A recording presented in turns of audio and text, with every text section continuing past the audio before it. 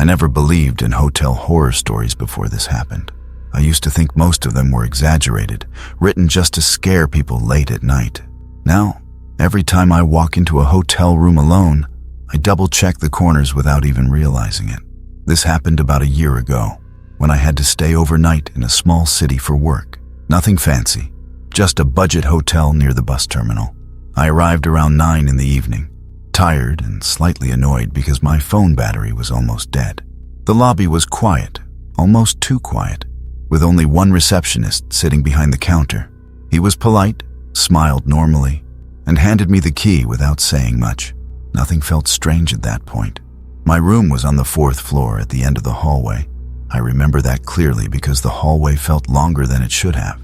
The carpet was old and smelled slightly damp, like it had been cleaned too many times without ever fully drying. The lights were on, but they were not very bright, giving everything a yellowish look. Still, I brushed it off as a normal cheap hotel atmosphere. When I opened the door to my room, the first thing I noticed was how cold it felt. The air conditioner was already on, even though I was sure I had not touched the remote yet. I stood there for a second, telling myself housekeeping probably left it running.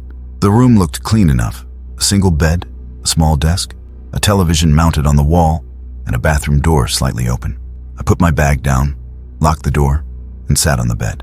The mattress made a soft sound as I sat, and I remember thinking how quiet everything suddenly felt. No traffic noise, no voices from other rooms, nothing. Just the low sound of the air conditioner. After charging my phone, I decided to take a shower. The bathroom light flickered once when I turned it on, then stayed steady.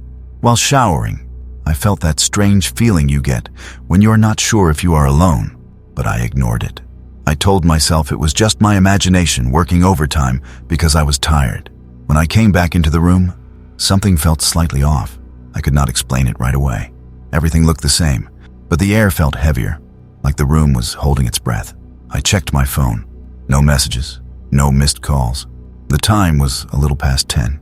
I lay down on the bed and turned off the main light, leaving only the small lamp near the desk. As I stared at the ceiling, I noticed a faint sound. It was not loud. It sounded like movement from somewhere above me, slow and careful, as if someone was walking but trying not to be heard. I told myself it was probably someone in the room upstairs. Still, I found myself listening closely, counting the seconds between each sound. The longer I listened, the more uncomfortable I felt. Eventually, the sound stopped. The silence that followed felt worse than the noise. That was the moment I realized I might not sleep easily that night. I stayed awake longer than I expected. My eyes were tired, but my mind refused to slow down. The silence in the room felt thick, almost like it had weight. Every now and then, I heard the air conditioner change its sound slightly, and each time it did, my body reacted as if something important had happened. I checked my phone again, almost 11. I scrolled through social media, trying to distract myself, but my attention kept drifting back to the room. I became aware of small details I had ignored before. The way the curtain moved slightly, even though the window was closed. The way the light from the hallway slipped under the door in a thin line. At one point, I felt like the room was colder than before. I reached for the blanket and pulled it up to my chest. That was when I noticed something else. The bathroom door was wider open than I remembered. I was sure I had left it only slightly open earlier. I stared at it for a long time, trying to recall if I had pushed it open without thinking. I could not be certain, and that uncertainty bothered me more than anything. I told myself to stop overthinking. Hotels are unfamiliar places, and unfamiliar places make people nervous. That was my logic. To prove to myself that everything was fine, I sat up and turned on the television. The screen lit up the room, and for a moment, I felt relieved. The sound of voices, even from a show I was not really watching, made the space feel less empty, but that relief did not last long. As I watched, I noticed my reflection on the dark part of the screen. Behind me, near the desk, the shadow looked deeper than it should have. It felt like the light was avoiding that corner. I shifted slightly, and the shadow did not change much. My heart rate increased, not because I saw something clear, but because my brain kept trying to fill in the gaps. I turned my head and looked directly at the corner. Nothing, just the desk and the chair, exactly where they were supposed to be. I laughed quietly at myself, feeling embarrassed for getting scared so easily. I turned my attention back to the television, but I could not relax. I kept feeling like something in the room was paying attention to me, not watching closely, just being aware of me. The kind of feeling you get when someone is in the same space, even if you are not looking at them. Then, without any obvious reason, the television volume lowered by itself, not all at once, but slowly, as if someone was carefully adjusting it. I reached for the remote and raised the volume again. My hand felt slightly shaky. A few minutes later, it happened again. This time, I turned the television off completely. The room returned to silence, and that heavy feeling came back even stronger. I lay down, staring at the ceiling, listening to my own breathing. I told myself that if nothing else happened in the next 10 minutes, I would try to sleep.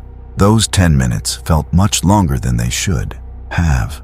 I kept my eyes open, staring at the ceiling, counting my breaths without meaning to. The longer I lay there, the more aware I became of my own body. Every small movement felt loud, even though the room stayed silent. My phone was on the bedside table, screen facing down. I did not want to check the time again, because I was afraid it would feel later than it should. After a while, I noticed something else. The light under the door was gone. Earlier, there had been a thin line of light from the hallway, but now it was completely dark. That alone should not have scared me. Hallway lights get turned off late at night. Still, the change made the room feel sealed off, like I was no longer connected to the rest of the building. I sat up slowly and listened. No voices, no footsteps, nothing that suggested other guests were nearby. I wondered if I was the only person on this floor. The thought made my stomach tighten. I decided to stand up and check the door, just to reassure myself. As my feet touched the floor, the cold surprised me. It felt colder than before, even near the bed. I walked toward the doors and placed my hand on the handle. It was locked, just like I remembered. I rested my forehead lightly against the door for a moment, feeling silly but also oddly comforted by the solid surface. When I turned back toward the room, I froze. The bathroom light was on. I was certain I had turned it off earlier. I stood there, trying to remember every step I had taken, every switch I had touched. I could not recall turning it on at all. The light spilled into the room, creating long shadows across the floor. The bathroom itself looked the same, but the feeling around it was wrong. It felt like a space that had been disturbed. I walked closer, slowly, and looked inside. Everything was normal. Towels neatly folded, sink clean, mirror clear. I turned the light off and stood there for a few seconds, waiting for something else to change. Nothing did. Back on the bed, I tried to calm myself. I told myself I must have forgotten turning the light off earlier. That explanation felt weak, but it was the only one I had. I picked up my phone and finally checked the time. Just past midnight. As I set the phone down, the screen lit up again by itself. No notification, no call, just the lock screen glowing softly. I stared at it, my chest feeling tight. I picked it up and checked. Still nothing. That was when I noticed the reflection again. In the dark screen, I could see the room behind me. The bed, the wall, and something else near the doorway. Not a clear shape, not a figure, just a darker presence that did not belong to the room. I turned around immediately. There was nothing there, but the feeling did not go away. It stayed with me, heavy and patient, as if whatever it was did not need to show itself clearly to be real. I did not sleep at all after that. I lay on my side, facing the wall, trying to convince myself that morning would come faster if I did not move. My body felt tense, like it was waiting for something to happen. Every time I closed my eyes, the image of that dark presence near the doorway came back, even though I knew I had not seen anything clearly. At some point, I noticed the air conditioner was no longer blowing cold air. The room felt warm and stale. I reached for the remote and turned it on again, but nothing changed. The quiet felt deeper now, like the building itself had gone still. I started to wonder if the hotel had lost power, but my phone was still charging, and the small lamp was still working. I turned onto my back and stared at the ceiling again. That was when I felt it. Not a touch, not a sound, just a clear awareness that I was no longer alone in the room. It felt like someone was standing nearby, close enough that I should have been able to see them if I turned my head. My heart was beating so hard that I worried it might give me away. I wanted to sit up, to turn on all the lights, but fear kept me still. I told myself that if I stayed calm, nothing bad would happen. Minutes passed, or maybe hours. Time did not feel real anymore. Then, very slowly, the bed dipped slightly, as if weight had been added near my feet. It was subtle, but undeniable. My breath caught in my throat. I stared at the ceiling, afraid that if I moved even a little, whatever was there would notice me noticing it. The pressure stayed for a while, then slowly faded. I waited, counting my breaths again, my whole body aching from how tense I was. When nothing else happened, I gathered the courage to sit up and turn on the main light. The room looked completely normal. Nothing was out of place.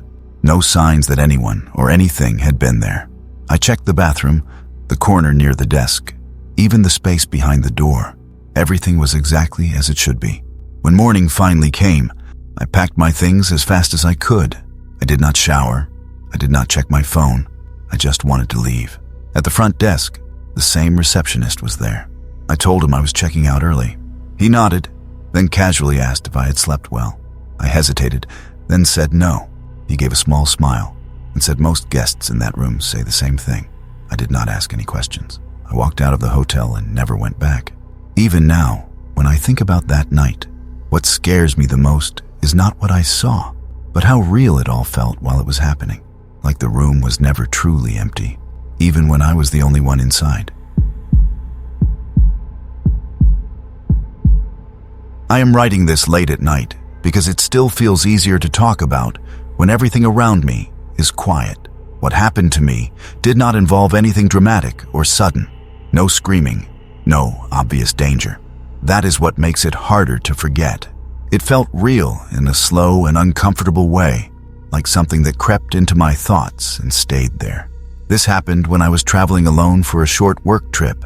I booked a small hotel online, nothing expensive, just a place to sleep for one night. The photos looked normal.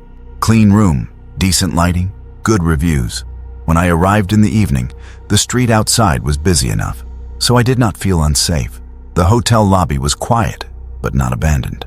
A television was on behind the front desk, playing the news at a low volume. The receptionist greeted me politely and gave me my room key. He spoke in a calm tone, the kind people use when they have said the same sentences hundreds of times. I did not notice anything strange about him. My room was on the 3rd floor. The elevator worked slowly, stopping a bit too hard when it reached my floor. The hallway was narrow, with patterned carpet and pale walls that looked slightly worn. The lights were on, but they did not reach every corner evenly. I remember thinking the hallway felt longer than expected. My room was near the end. When I opened the door, the smell of cleaning products hit me first. Not unpleasant, just strong. The room itself looked fine. A bed, a desk, a chair, a wardrobe, and a bathroom to the side. Everything was where it should be. I locked the door and put my bag down. The room felt cooler than outside, even though I had not touched the air conditioner yet. I brushed it off and turned on a small lamp near the bed. The main light felt too bright, so I left it off. I sat on the bed and checked my phone. No messages, no missed calls. I felt tired but not sleepy yet. Something about the room made it hard to relax. I told myself it was just the unfamiliar setting. Sleeping in a new place always feels strange at first. After unpacking a few things, I noticed the silence. Not complete silence, but the kind where you expect to hear something and do not. No voices from other rooms, no sound from the hallway. It felt like the hotel was much emptier than I thought. I decided to take a shower and go to bed early. As I stood up, I felt that quiet sense of being watched, the kind that makes you glance over your shoulder without knowing why. I laughed quietly at myself and walked into the bathroom, telling myself it was just a long day catching up with me. At that moment, I still believed that. The shower helped a little. The warm water made my muscles relax, and for a short time, I forgot about the strange feeling I had earlier. When I stepped back into the room, the air felt cooler again, almost too cool. I wrapped the towel around myself and looked around, making sure everything was the same. That was when I noticed the wardrobe door was slightly open. I was sure it had been fully closed when I first came in. I stood there, staring at it, trying to remember if I had opened it without thinking. I had not taken anything out. I had not even gone near it. Still, I told myself it was probably left that way by the staff. I closed it and changed into my clothes. While doing that, I became very aware of how quiet the room was again. Even the soft sound from the bathroom fan was gone now. The silence felt heavier than before, pressing in around me. I lay down on the bed and reached for the remote to turn on the television. The screen lit up the room, and the sound of people talking made me feel less alone. I did not really care what was playing. I just needed something familiar. As I watched, I started noticing small things. The light from the screen reflected off the mirror near the desk. The curtain barely moved, even though the window was closed. Every time I shifted on the bed, the mattress reacted slowly, like it was older than it looked. After a while, I felt that same sense of awareness again. Not fear exactly, but the feeling that something in the room was paying attention to me. I kept my eyes on the television, pretending nothing was wrong, but my body stayed tense. I reached for my phone and checked the time. Almost 11. I had an early morning, so I decided to turn everything off and sleep. I turned off the television and the lamp, leaving the room in near darkness. That was when I noticed the faint light under the door was gone. Earlier, I had seen a thin line of light from the hallway. Now there was nothing. The door looked heavier somehow, like it separated me completely from the rest of the hotel. I told myself the hallway lights were probably turned off for the night. I closed my eyes and tried to sleep. Minutes passed, maybe longer. My mind refused to slow down. Every time I started to drift, I felt that quiet sense of presence again, like someone standing just outside my field of vision. I did not hear anything. I did not see anything. But the feeling would not leave. Finally, I opened my eyes, looked toward the desk. The lamp was off, but I could still make out the shapes in the room. That was when I realized the bathroom door was open again. I was sure I had closed it. I stared at it for a long time, my heart beating faster than it should have. I did not move. I did not call out.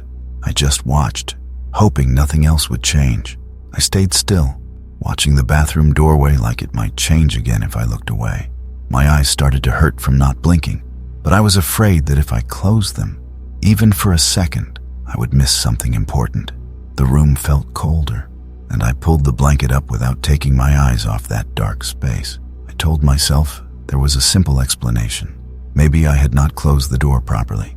Maybe air pressure moved it. Hotels are old places. Things shift. That was what I kept repeating in my head. After a while, nothing happened. The doorway stayed the same. The shadows did not move. Slowly, my breathing calmed down.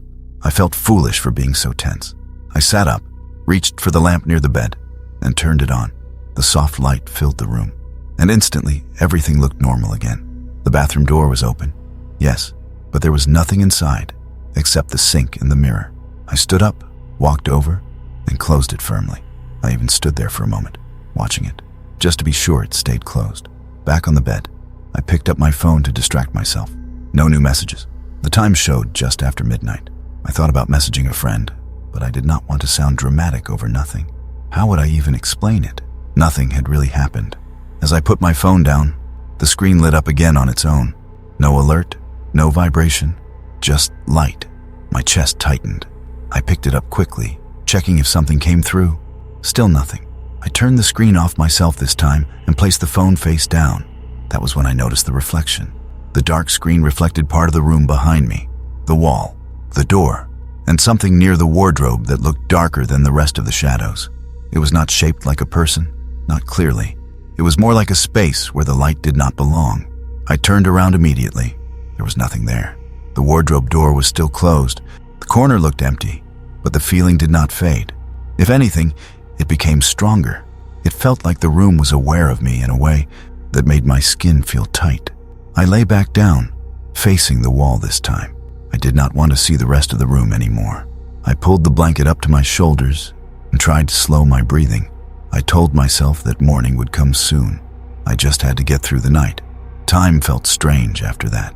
I do not know how long I lay there. At some point, the room felt warmer, like the air conditioner had stopped working. I did not move to check.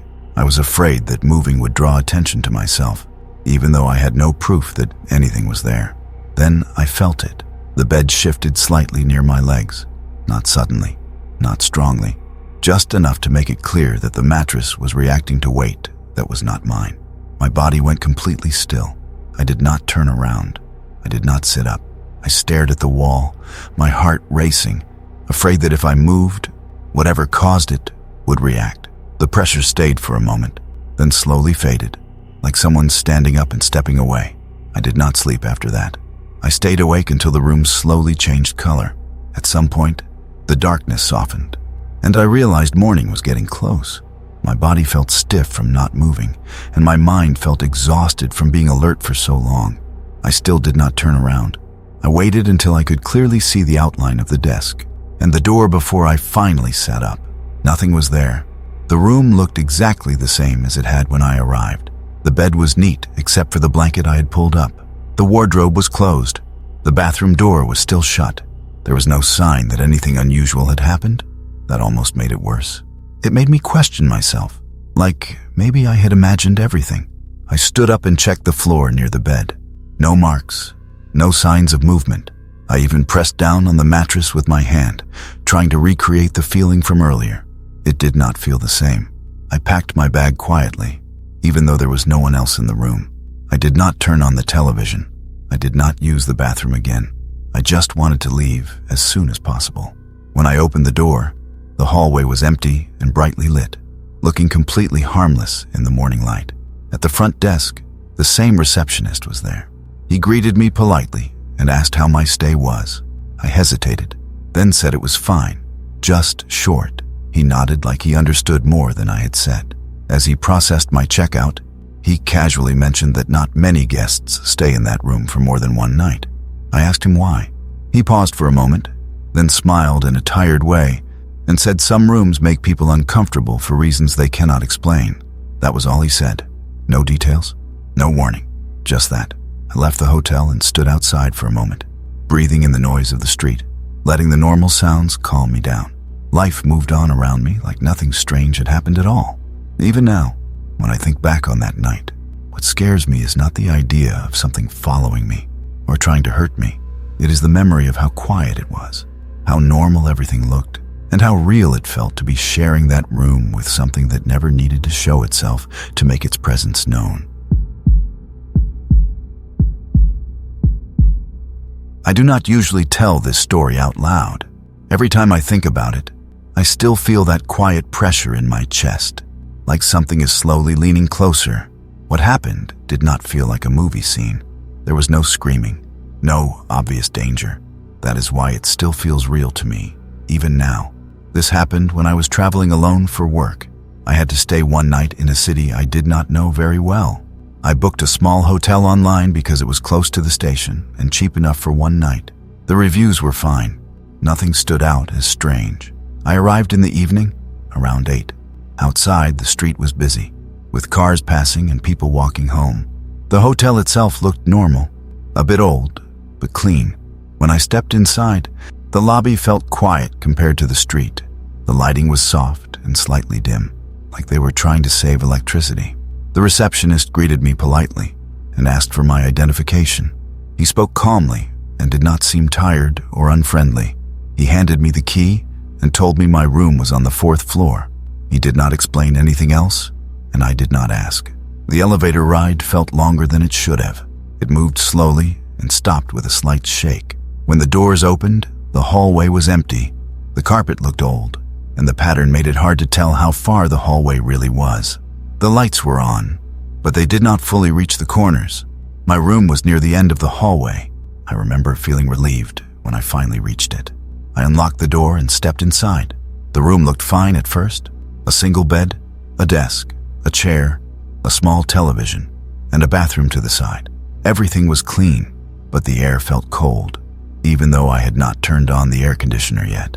I paused near the door for a moment, listening.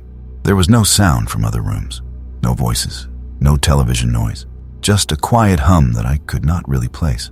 I locked the door, put my bag down, and sat on the bed. The mattress sank more than I expected.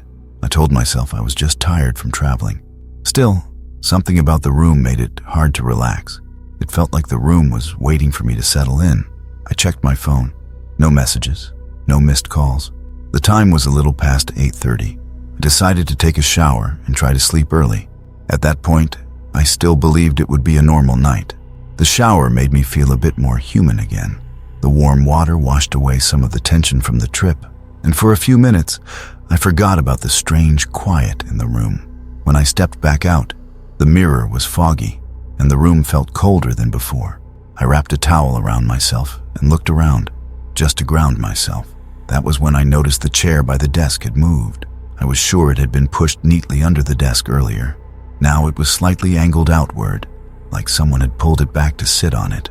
I stood there, staring at it, trying to remember if I had moved it without realizing. I had not used the desk at all. I pushed the chair back into place and told myself to stop overthinking. Hotels are shared spaces. Staff come in and out. Things are not always exactly how you remember them. That explanation felt weak, but it was better than the alternative. I changed into comfortable clothes and sat on the bed. I turned on the television to have some background noise. The sound made the room feel less empty. I checked my phone again. Almost 10. As I watched, I noticed how the light from the screen stretched across the walls. Some parts of the room stayed darker than others, especially near the bathroom door and the wardrobe. My eyes kept drifting there, even when I tried to focus on the television. After a while, that familiar feeling returned, the sense that I was not completely alone. It was not fear at first, more like awareness, like sharing a space with someone who was very quiet. I told myself I was just tired. I turned off the television and the lamp and lay down. The room went dark, except for a faint glow from the hallway under the door. I closed my eyes and tried to sleep. Time passed slowly. I opened my eyes again, unsure how long I'd been lying there. The glow under the door was gone. The room felt sealed off, heavier than before. I listened carefully, but there were still no sounds from the hallway. I turned my head slightly and saw that the bathroom door was open. I was certain I had closed it before lying down. I lay still, watching it, my heart beating faster with each second. Nothing moved. The doorway stayed dark and quiet, but the feeling in my chest grew stronger. I pulled the blanket up and stared at the ceiling, telling myself that if I did not react, nothing else would happen. That thought did not help. I stayed in that position for a long time, staring upward, trying not to think too much about the bathroom doorway. My mind kept looking for normal explanations. Maybe the door latch was loose. Maybe the building shifted. Old hotels do strange things. I repeated those thoughts until they almost sounded convincing. Eventually, I forced myself to sit up and turn on the small lamp near the bed. The light spread slowly, soft and yellow. The room looked ordinary again. The bathroom door was open, yes, but there was nothing inside except the sink and the mirror. No movement, no shadows doing anything unusual. I stood up and walked to the bathroom. I closed the door carefully and stood there for a moment, watching it. I even pressed my hand against it lightly, just to be sure it stayed shut. When nothing happened, I felt a small wave of relief. Back on the bed, I checked my phone. It was a little after midnight. I considered leaving the lamp on and sleeping with the light, but something about that felt wrong, like I was admitting fear. Instead, I left it on for a few minutes while scrolling, then turned it off again. The darkness returned, but it felt thicker now, like the room was holding onto it. I turned onto my side, facing the wall, and pulled the blanket close. I focused on my breathing, slow and steady. For a while, nothing happened. My body started to relax, just a little. I thought I might actually fall asleep. Then, my phone screen lit up. There was no sound, no notification, just a soft glow on the bedside table. I opened my eyes and stared at it. My heart started beating faster. I picked it up and checked. No messages, no missed calls, nothing at all. I turned the screen off and placed the phone face down. That was when I noticed the reflection before the screen went completely dark. For a brief moment, I saw part of the room behind me, the door, the wardrobe, and a darker area near the corner that looked heavier than the rest of the shadows, like the light did not want to reach it. I turned around slowly. There was nothing there. Still, the feeling stayed. It felt like the room was aware that I had noticed something, even if I could not see it clearly. My chest felt tight, and my throat felt dry. I lay back down, this time keeping my eyes open, afraid to miss anything. The air felt warmer now, like the air conditioner had stopped working. I could feel heat building under the blanket. I did not move to adjust it. I did not want to draw attention to myself, even though I had no clear reason to think something was there. Then the bed shifted near my legs. It was slow and gentle, like weight being added carefully. Not enough to throw me off balance, but enough to be impossible to ignore. My whole body went still. I stared at the wall, afraid that if I turned my head, I would see something I was not ready to see. The pressure stayed for a moment, then slowly faded away. I did not move after that. I did not sleep. I lay there until my body started to ache from staying so still. Time stopped feeling real. My thoughts moved slowly, like they were afraid too. At some point, the darkness in the room began to soften. The shapes around me became clearer, and I realized morning was finally coming. I sat up carefully and looked around. The room was empty. The bed looked normal, except for the way the blanket was pulled up around me. The wardrobe was closed. The bathroom door was still shut, just like I had left it. There was no sign that anything unusual had happened. That almost scared me more than if there had been proof. I stood up and checked the floor near the bed. Nothing. I pressed down on the mattress where I had felt the weight earlier. It did not feel the same. The room felt ordinary again, like it had reset itself. I packed my things quickly. I did not turn on the television. I did not sit down again. I just wanted to get out of that room. When I opened the door, the hallway looked harmless in the daylight. Bright lights, clean carpet, no feeling of pressure at all. At the front desk, the same receptionist was there. He smiled politely and asked if I needed a receipt. I told him I was checking out early. He nodded and started typing. Before I could leave, he asked if my room had been quiet. I paused. I did not know how to answer that, honestly. I said yes, I guess so. He gave a small smile that did not reach his eyes and said some guests say the room feels too quiet. I did not ask him what he meant. I took my receipt and walked out of the hotel. Outside, the street was loud and alive, and I stood there for a moment, letting the noise remind me that I was not alone. Even now, when I think about that night, what stays with me is not fear of something chasing me or hurting me. It is the memory of sharing a space with something I could not see, something that did not need to do much to make its presence known. And every time I stay in a hotel now, I listen carefully to the silence, because sometimes silence is where things hide. I am sharing this the same way I would tell it to someone late at night, when the lights are low and everything feels a bit too quiet. What happened to me did not feel dramatic while it was happening. That is part of why it stayed with me. It felt ordinary, almost boring at first, and then slowly became something I could not ignore. This happened when I had to stay overnight in a city I had never visited before. It was for work, just one night, nothing special. I booked a small hotel online because it was close to where I needed to be the next morning. The price was cheap, the photos looked fine, and the reviews were average. I was not expecting comfort, just a bed and a shower. I arrived in the evening, a little after 7. Outside, the street was busy with traffic and people heading home. The hotel entrance was narrow, squeezed between two shops that were already closed. When I stepped inside, the noise from the street disappeared almost completely. The lobby was small and softly lit, with a couch that looked like it had been there for years. The receptionist greeted me politely. He looked tired but calm, like someone used to working quiet shifts. He gave me my room key and told me my room was on the 5th floor. His voice was normal, friendly even. Nothing about him made me uneasy. The elevator moved slowly. I watched the numbers light up one by one. When it reached the 5th floor, the doors opened to a long hallway. The carpet was dark, and the walls were painted a pale color that looked slightly faded. The lights were on, but the hallway still felt dim, like it was holding onto shadows. My room was near the end of the hallway. As I walked, I noticed how quiet it was. No voices, no television sounds, no signs that other people were nearby. I remember thinking that maybe the hotel was mostly empty that night.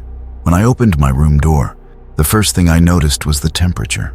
It felt cooler than the hallway, even though I had not turned on the air conditioner yet. The room itself looked fine. A single bed, a desk, a chair, a small television, and a bathroom to the side. Clean, simple, nothing unusual. I locked the door and put my bag down. As I sat on the bed, I felt that strange sense of being somewhere unfamiliar, the kind that makes you feel slightly alert even when you are tired. I checked my phone. No messages, no missed calls. Everything was normal. Still, the room felt too quiet. I told myself I was just overthinking things. New places always feel strange at first. I decided to take a shower and relax. At that moment, I truly believed it would just be a normal night. The shower helped me relax a little. The warm water made the long day feel lighter, and for a few minutes, I stopped thinking about the quiet room waiting outside. When I finished and stepped back into the bedroom, the air felt colder again. I stood there in the towel, letting my eyes adjust to the light. That was when I noticed the curtain had moved. When I first entered the room, it had been fully closed. Now there was a small gap, just enough for the city lights outside to slip through. I stood still, trying to remember if I had touched it earlier. I was sure I had not gone near the window at all. I walked over and closed the curtain completely. The fabric felt heavier than I expected. When I stepped back, I checked the rest of the room. Everything else looked the same. Still, the uneasy feeling returned, slow and steady. I changed into my clothes and sat on the bed. I turned on the television to break the silence. The sound filled the room, and for a while, I felt better. I scrolled through channels without really watching anything. It was just background noise. As time passed, my attention kept drifting to the same spots in the room. The corner near the desk, the space around the bathroom door. They did not look strange, but they felt different, like the light behaved differently there. I checked my phone. It was almost 10. I decided to sleep early, since I had to wake up before sunrise. I turned off the television and left only the small lamp near the bed on. I lay down and closed my eyes. The mattress felt cooler than before. I shifted under the blanket, trying to get comfortable. That was when I realized the sound from the hallway was completely gone. Earlier, I thought I had heard distant movement, but now there was nothing at all. I opened my eyes and looked toward the door. The thin line of light from the hallway was no longer there. The door looked heavier, more solid, like it separated me from the rest of the building. I turned my head slightly and noticed the bathroom door was open. I was sure I had closed it earlier. I stared at it, my heart beating faster as the seconds passed. Nothing moved. The doorway stayed dark and quiet. Still, I could not shake the feeling that something about it was wrong. I pulled the blanket up and told myself to calm down. Hotels shift at night. Old doors move. Air changes. That is what I told myself, over and over. The room stayed still, but my fear did not. I lay there watching the bathroom doorway, waiting for anything to change. My eyes started to feel heavy, but my body refused to relax. Every thought I had circled back to the same question. Why did the room feel aware of me? I tried to focus on normal things, like the sound of my breathing and the weight of the blanket, but it did not help much. After what felt like a long time, I forced myself to sit up and turn on the lamp. The soft light spread across the room and made everything look ordinary again. The bathroom door was open, yes, but there was nothing inside that looked unusual. The sink, the mirror, the tiled walls, all normal. I stood up and walked over to the bathroom. I closed the door slowly and stood there for a moment, watching it. I even rested my hand against it, just to make sure it stayed in place. When nothing happened, I felt slightly foolish for being so tense. Back on the bed, I picked up my phone to distract myself. It was just after midnight. I thought about messaging someone, but I did not want to explain why I felt uneasy when nothing had really happened. Instead, I scrolled through old posts until my eyes started to ache. When I set my phone down, the screen lit up again by itself. There was no alert, no message, just light. My chest tightened. I picked it up immediately and checked. Still nothing. I turned the screen off and placed it face down on the table. For a brief moment before the screen went dark, I saw the reflection of the room behind me, the wall, the door, and a darker shape near the corner by the desk, like a shadow that did not belong there. I turned around slowly. The corner was empty. Still, the feeling stayed. It felt like the room was listening, like it knew I was paying attention now. I lay back down and turned onto my side, facing the wall. I pulled the blanket close and tried to keep my breathing steady. The air felt warmer, heavy against my skin. It felt like the air conditioner was no longer working, but I did not move to check. I did not want to draw attention to myself, even though I could not explain why that thought made sense. Then the bed shifted near my legs. It was slow and careful, just enough to change the way the mattress supported my body. My muscles went stiff. I did not turn around. I did not move. I stared at the wall, afraid that if I looked, I would see something I could not forget. The pressure stayed for a moment, then slowly faded away, like weight being lifted. I stayed frozen long after it was gone. I do not know how long I stayed like that. My body felt tense, and my thoughts moved slowly. as if I was afraid to think too loudly. At some point, the darkness in the room started to soften. I noticed faint shapes forming again, the desk, the chair, the outline of the door. Morning was coming. I finally sat up, my movements careful and slow. I looked around the room, half expecting something to still be there.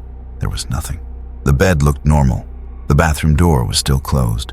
The corner near the desk was empty and harmless in the early light. That almost made it worse. There was no proof, no sign that anything had happened. It made me question myself, like maybe the fear had come from inside my own head. Still, the memory of that weight on the bed felt too real to ignore. I got dressed quickly and packed my bag. I did not turn on the television. I did not use the bathroom again. I just wanted to leave that room behind. When I opened the door, the hallway looked completely ordinary, bright and quiet in the morning. It felt like a different place. At the front desk, the same receptionist was there. He greeted me politely and asked if I was checking out early. I said yes. As he processed it, he asked if I slept well. I paused. Then I said not, really. He nodded, like that answer made sense to him. He said some rooms feel heavier at night, especially when the hotel is quiet. He did not explain what he meant, and I did not ask. I took my receipt and walked outside. The street was loud and full of movement. Cars passed by. People talked. Life continued like nothing strange had happened. I stood there for a moment, letting the noise settle my nerves. Even now, when I think about that night, what scares me most is not the idea of something trying to hurt me. It is the feeling of sharing a space with something that did not need to show itself. Something that was content just being there, quietly reminding me that I was not as alone as I thought. I want to tell this the way it actually happened, not like a movie story, but like something I would admit to a friend late at night when everyone else is asleep. I am still not sure what exactly I experienced, but I know how it made me feel, and that feeling has stayed with me. This happened when I was traveling alone for a short break.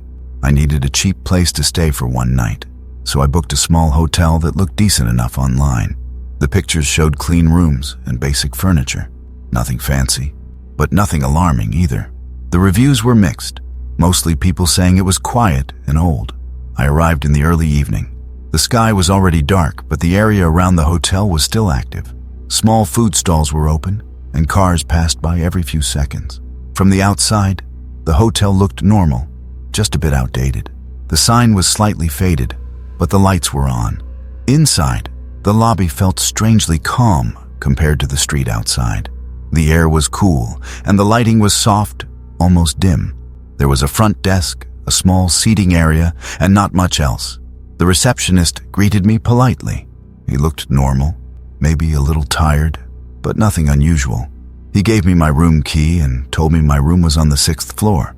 The elevator ride felt slow. I watched the numbers light up one by one. When the doors opened, the hallway was empty. The carpet was dark, and the walls were plain. The lights were on, but they did not make the place feel warm. It felt like a hallway meant only for walking, not for staying. My room was near the end of the hall. As I walked, I noticed how quiet it was. No voices, no televisions, no signs of other guests. I unlocked my door and stepped inside. The room looked fine at first glance. A bed, a desk, a chair, a small television, and a bathroom. Everything looked clean. But the moment I closed the door behind me, I noticed the temperature. It was cold, colder than the hallway, even though the air conditioner was off. I stood there for a moment, listening. There was no sound at all, not even the usual distant noise you expect in a hotel. I told myself I was just tired and overthinking. I put my bag down and sat on the bed. The mattress felt firm and cold. I checked my phone. No messages, no missed calls. Everything was normal. Still, I could not shake the feeling that the room felt empty in a way that did not feel natural. At that point, I had no idea the night was just getting started. I decided to unpack a few things to make the room feel more familiar. I placed my bag near the desk and hung my jacket on the chair. As I moved around, I kept noticing how my footsteps sounded dull, like the room absorbed sound instead of letting it spread. That only made the silence feel heavier. I went to the bathroom and washed my face. The light there was brighter than the rest of the room, almost harsh. When I looked in the mirror, I remember thinking I looked more tired than I should have. Maybe it was just the travel. I turned the light off and stepped back into the main room. Something felt different. I could not explain it clearly, but the room felt smaller, like the air was thicker. I glanced toward the bed, then the desk, just checking without knowing what I was checking for. Everything looked the same. I turned on the television, more for comfort than interest. A random program was playing, people talking about things I did not care about. Still, the sound helped. I sat on the bed and scrolled through my phone while the television played in the background. After a while, I noticed that my attention kept drifting toward the wardrobe.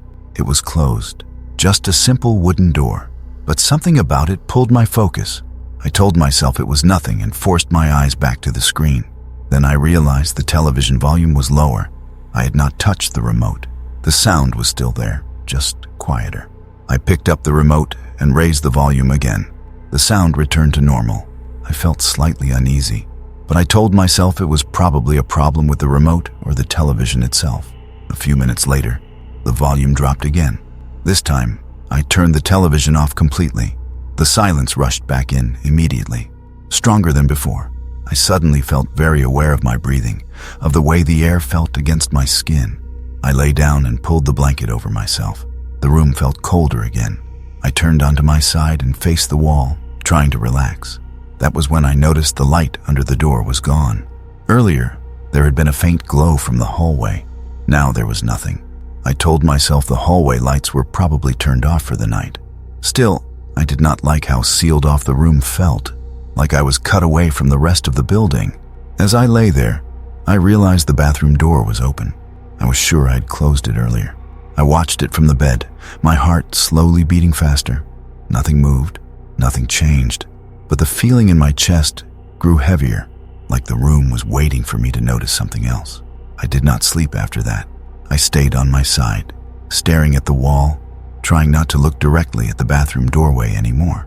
My mind kept going over the same thoughts again and again, searching for a normal explanation. Maybe I forgot to close it.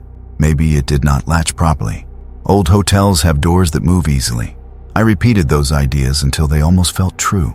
After a while, my body started to feel uncomfortable from staying in the same position. I slowly turned and sat up, keeping my eyes on the doorway the whole time. Nothing changed. I reached over and turned on the small lamp beside the bed. The soft light filled the room and pushed the shadows back into their corners. The bathroom looked normal again, just tiles, a sink, and a mirror reflecting the light. I stood up and walked over, closing the door carefully. I stayed there for a moment, watching it, listening. Nothing happened.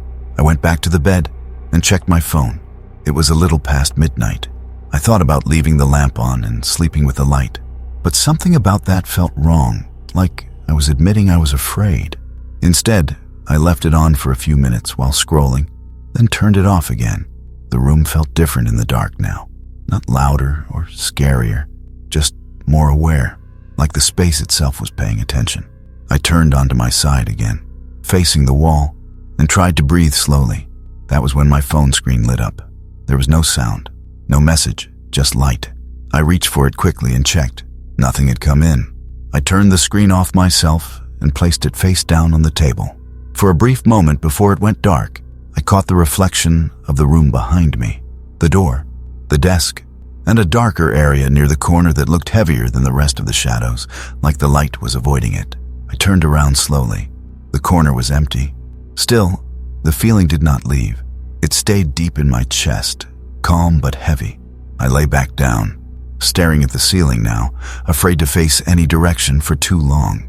The air in the room felt warmer, thick, and uncomfortable. It felt like the air conditioner was no longer working, but I did not get up to check. I did not want to move.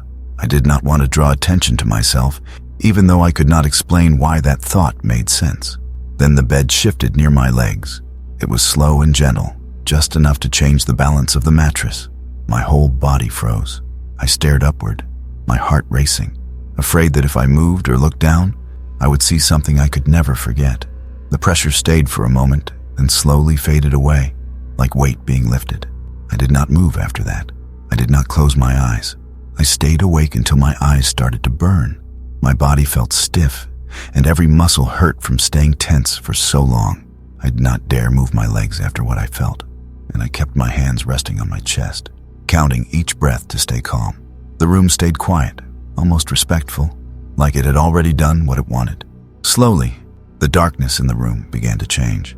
The deep shadows softened, and shapes started to make sense again. The outline of the desk appeared first, then the chair, then the door. Morning was coming.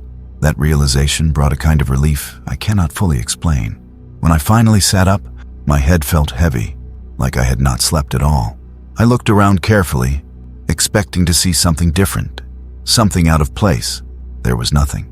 The bed looked normal. The bathroom door was still closed.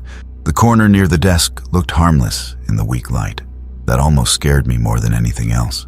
There was no sign, no proof, nothing to show that the night had been strange at all. I stood up and checked the floor. Near the bed, nothing there.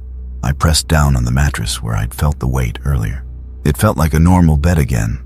The room felt empty in a normal way now, not the heavy emptiness from before. I packed my bag quickly. I did not use the bathroom again. I did not sit down. I kept glancing at the corners of the room, even though they looked ordinary.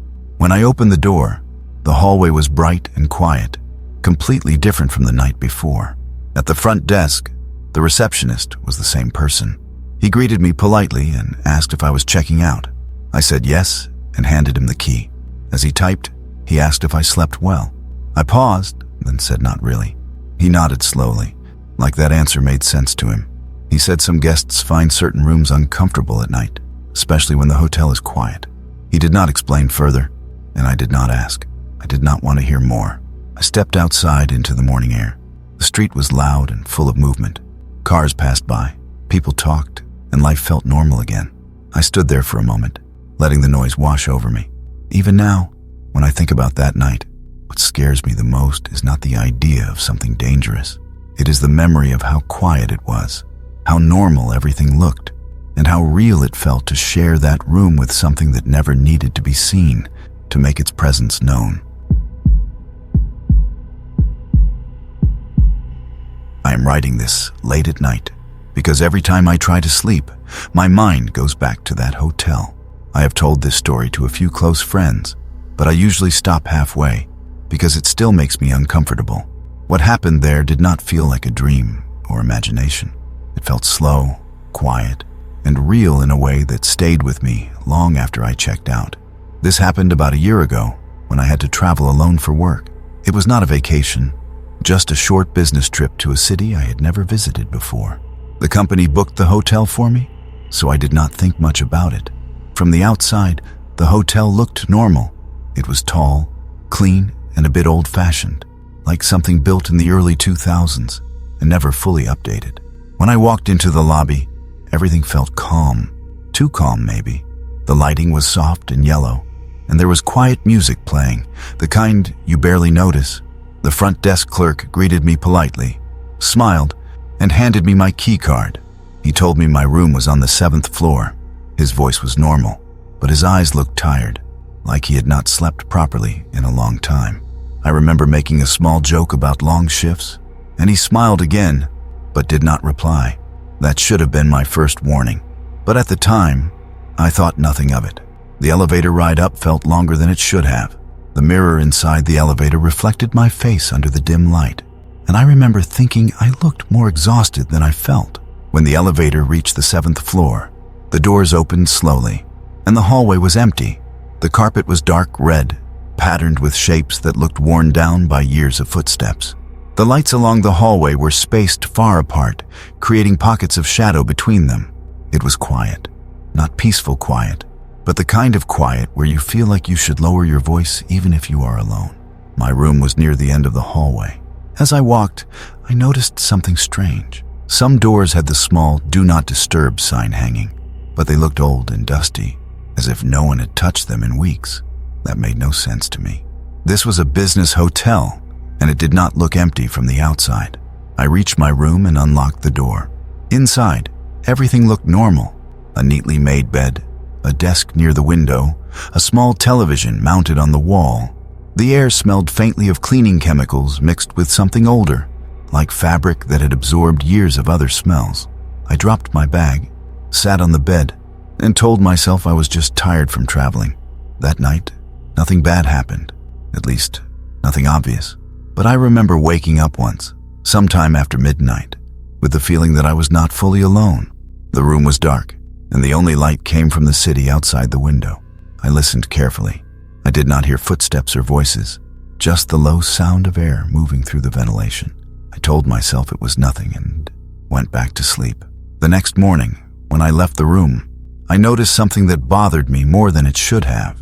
The Do Not Disturb sign was hanging on my door. I was sure I did not put it there. I stood in the hallway for a moment, staring at the sign, trying to remember if I had done it without thinking. Eventually, I convinced myself it was a mistake. People forget things all the time. But as I walked toward the elevator, I realized something else. Every single door on the 7th floor had the same sign hanging on it. All of them. That was the moment I felt the first real sense of unease. The kind that does not rush at you, but settles quietly in your chest and refuses to leave. I took the elevator down and tried to shake the feeling off during breakfast. The dining area was bright, with large windows and white tables, and it felt very different from the hallway upstairs. There were other guests eating quietly, scrolling on their phones or talking in low voices. Seeing normal people helped me relax a little. I told myself that the signs on the doors were probably placed by housekeeping or part of some hotel rule I did not know about. When I returned to my room later that afternoon, I paid close attention to everything. The hallway still felt empty, and the air felt heavier than before, like it was holding on to something. I walked past the other rooms slowly, noticing that the signs were still there. None of them looked new. Some were slightly bent or faded. Inside my room, something felt off right away. Nothing was moved, nothing was missing. But the room did not feel the same as when I left. The air felt warmer, and there was a faint smell that reminded me of old paper and dust. I opened the window slightly to let in fresh air, then sat on the bed and checked my phone. After a few minutes, I heard movement from the hallway.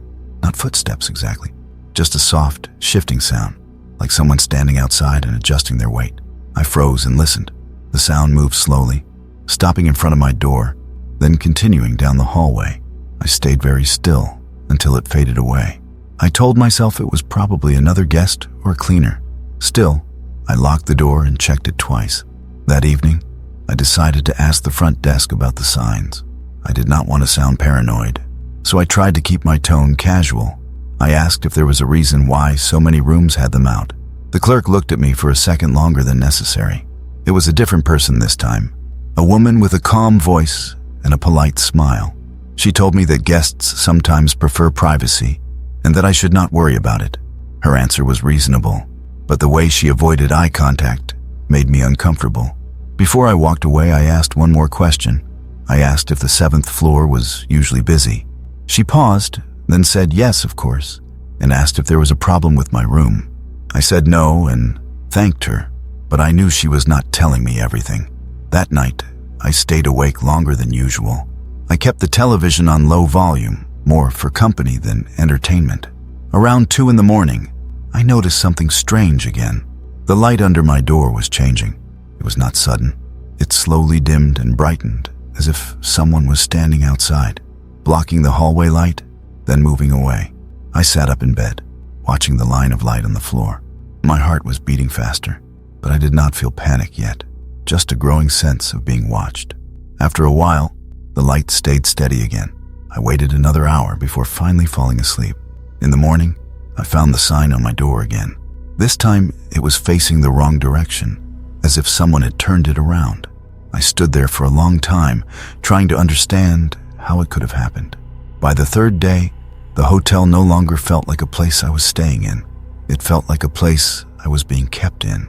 I did my best to act normal, to follow my routine, but everything felt tense, like the air before a storm that never arrived. When I left my room that morning, the hallway looked different. I cannot fully explain how. The lights felt dimmer, even though they were all on. The red carpet seemed darker, almost faded in places I was sure were fine before. As I walked toward the elevator, I noticed that one door was slightly open. It was not my door. It was 2 rooms down. I stopped and stared at it. The opening was small, just enough to show darkness inside. No light came from the room. I waited, expecting someone to step out or say something. Nothing happened. After a few seconds, I continued walking, but I could not stop thinking about it. Later that day, when I came back from work, the door was still open. I went straight to my room and closed the door behind me. I sat on the edge of the bed and listened. The hotel felt quieter than ever. Even the usual distant sounds from outside seemed muted. I tried to distract myself by checking emails and watching television, but my attention kept drifting back to the hallway.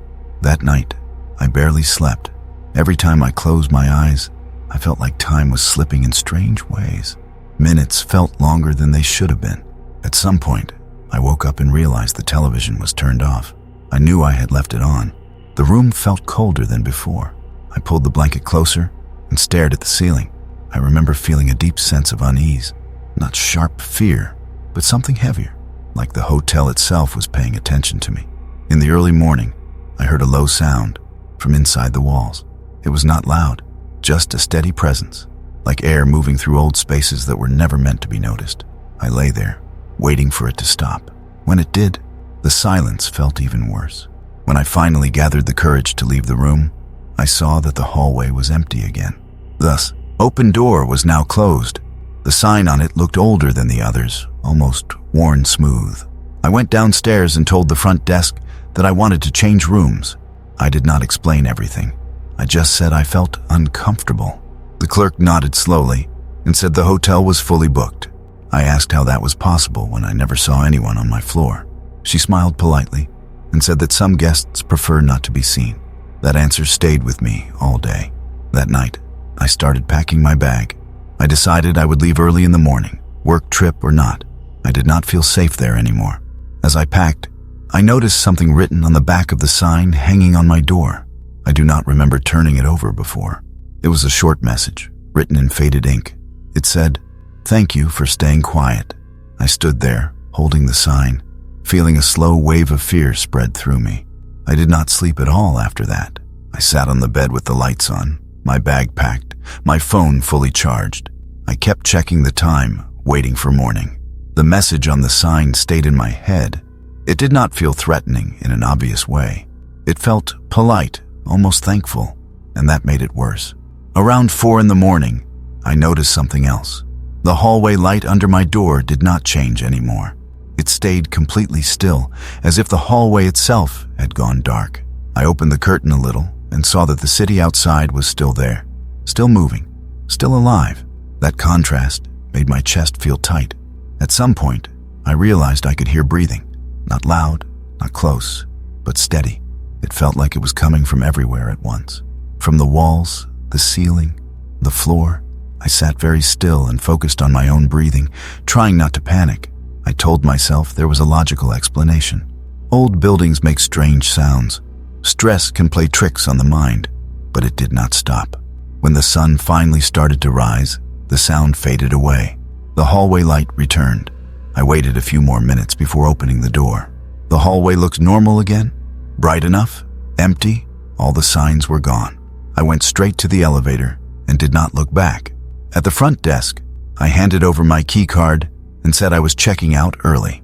The clerk did not seem surprised. He just nodded and thanked me for staying.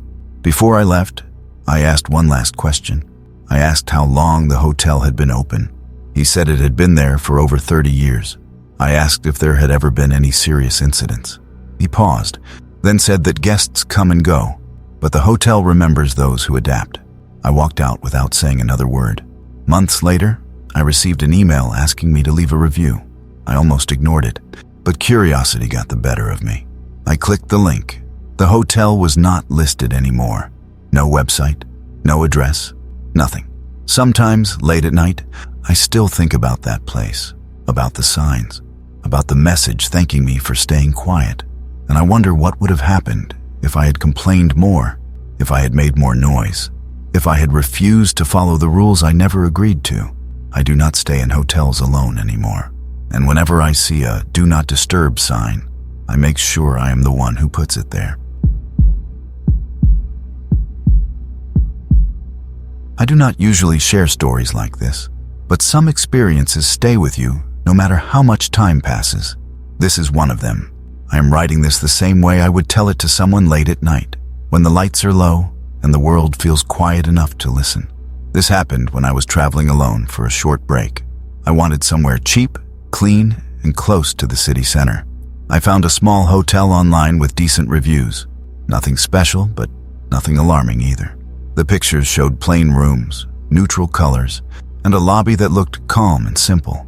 When I arrived, the hotel looked slightly older than the photos. Not broken or dirty, just tired. The walls had faded paint, and the sign outside flickered softly, like it had been doing that for years and no one bothered to fix it. I told myself it added character. Inside, the lobby was quiet. No music, no television, just the sound of air moving from somewhere above. The front desk was staffed by an older man with neat hair and a polite expression. He greeted me kindly and asked for my identification. His voice was soft and careful, like he was used to speaking in quiet places. He handed me a key card and told me my room was on the 5th floor. As he did, he reminded me to keep my door closed at all times and said it in a way that felt more serious than necessary. I nodded, assuming it was just a habit from working there too long. The elevator was slow. As it went up, I noticed the numbers lighting up one by one, but the space felt smaller than it should have. The mirror inside reflected me standing there with my bag, and for a brief moment, I had the strange feeling that I looked unfamiliar, like I was seeing myself in a place I did not belong. The 5th floor hallway was long and narrow. The carpet was dark and patterned, and the lights were spaced far apart. Some parts of the hallway felt brighter than others, and the space between the lights felt heavier, like the air was thicker there. I did not see anyone else. My room was near the middle of the hallway. I opened the door and stepped inside. The room itself was normal. A bed, a desk, a chair, a small window looking out at another building. Everything was clean, too clean, in a way that made the room feel unused. I set my bag down and sat on the bed. The silence stood out the most. Even in hotels, there is usually some background noise. Here, it felt like the room was holding its breath. That first night, I tried to relax. I watched some television, checked my phone, and eventually went to sleep. Nothing dramatic happened. No sudden fear, no obvious signs that anything was wrong. But I remember waking up in the middle of the night for no clear reason. The room felt different. Not darker, not colder, just different. I stayed still, listening. The silence felt deep, like it was pressing against my ears. I lay there for a long time before finally falling back asleep. In the morning, when I opened my door to leave, I noticed something hanging from the handle, a sign asking not to be disturbed. I knew, without any doubt, that I had not put it there. I stood in the hallway for a long moment, staring at the sign on my door. I tried to think logically, but maybe housekeeping placed it by mistake. Maybe I touched it without realizing the night before. Still, the feeling in my chest did not go away. It felt like the hotel had made a decision for me without asking. As I walked toward the elevator, I noticed that other doors had the same sign hanging on them. Not all of them, but enough to stand out. Some signs looked newer, while others were worn and faded, like they had been there for a long time. I did not see anyone leaving their rooms. The hallway felt empty in a way that made my steps feel too loud.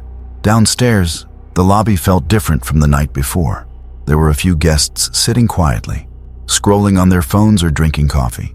Seeing other people helped me calm down a little. I told myself that if something was truly wrong, I would feel it clearly. Instead, it was just a dull unease.